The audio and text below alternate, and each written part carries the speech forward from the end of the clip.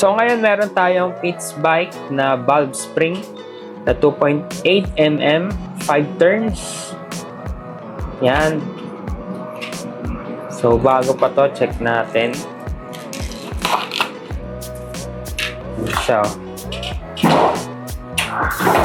napakaganda, no? Valve spring ang isa sa napaka-importante na dapat hindi tinitipid kapag ikaw ay magkakarga ng motor.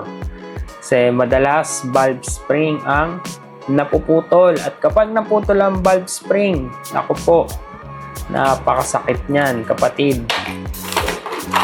Lalo na kung madadamay pa yung valve mo, tapos yung head, tapos yung block. Naku, pag naputol minsan itong valve spring na to, madaming pyesa ang nadadamay. Kaya dapat magandang klase ang valve spring na kukunin nyo. Kaya para sa akin, susubukan natin tong Pitts bike. So yan, sabi nga dito, innovation, performance, and durability. Pitts bike. Pitts bike. Baka naman.